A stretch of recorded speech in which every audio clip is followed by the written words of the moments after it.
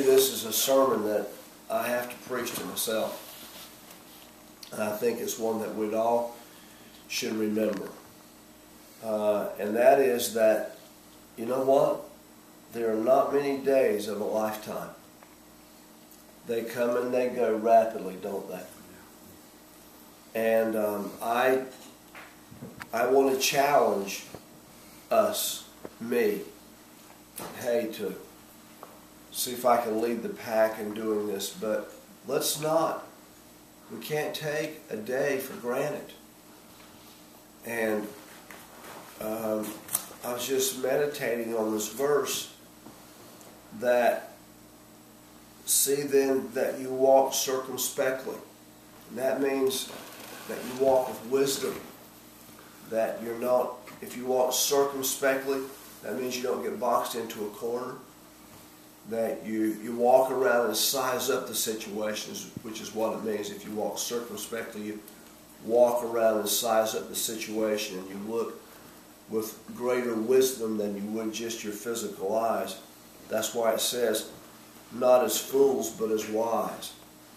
And so we need to walk circumspectly and have a bigger picture. This sort of hit home with me when Vicki and I were with our friends Craig and Diane Brandon earlier this year. Craig challenged me. He said, what would you do if you had 1 week left to live? And I thought he was just messing with me, but he really looked at me like he wanted an answer. And so I began really thinking what I would do if I had 1 week left to live. And so I said I'd finish my book on Circle and the Face of the Deep, and I'd write each one of my children a letter. And so I finally got the book finished, and I wrote my kids each a letter whenever I was in the mountains in Colorado. But anyway, it's sort of like a bucket list. What would you do if you knew you were going to die? And isn't that what Steve Jobs said he did each day? You know, if you knew that this was going to be your last day alive, what would you do differently than what you planned already? Or what would you do if this was your last day? And so this is redeeming the time.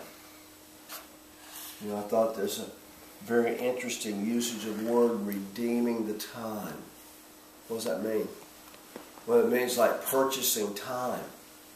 That you, because there's only so much of it. You know, and I mean, I found myself thinking about things like this, and it was the experience of, you know, walking with Moses.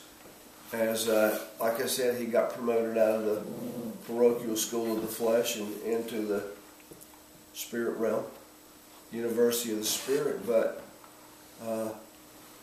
hey, there, as Ecclesiastes says, there's no knowledge nor device nor work in the grave whithersoever thou goest. In other words, once you go there, all your work on earth is done. Let everything that hath breath praise the Lord. Now, I know we'll be praising Him afterwards, you know, but I'm just saying that we have breath, we have life, we have strength, we have vitality. So let's not waste our days. You know, years ago, whenever I was in Bible school,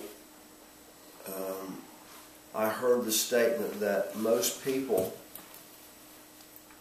have set all the goals they're going to set by the time they're 35.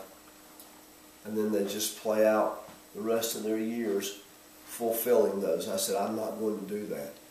I want to be a hard charger and set new goals and consistently do that. And but anyhow, we're talking about redeeming the time, for the days are evil, and that was a real sobering experience. You know, when Craig Brandon asked me about what would you do if you had 1 week left to live. And then I sat down with Moses, and you know, we sat down in his bedroom, and I talked to him. I said, hey, you know, what do you want me to do after you're gone? don't make me guess. But you know, but having gone through conversations like that relative to seeing somebody cross the finish line, you know what it does to me and you, and that is we realize that there is a finish line that we're going to cross physically. And I don't know, this just really strummed a chord in my heart when I heard this thing that Steve Jobs said about, you know, what would you do differently if this was the last day you had to live? And so then this just drives me into thinking, well, of all the things that we take for granted, life, I suppose, is the one thing that we do it the most. But anyway, I have another verse I want to read to you out of the Old Testament. And I have a story and a verse in the Old and a verse in the New.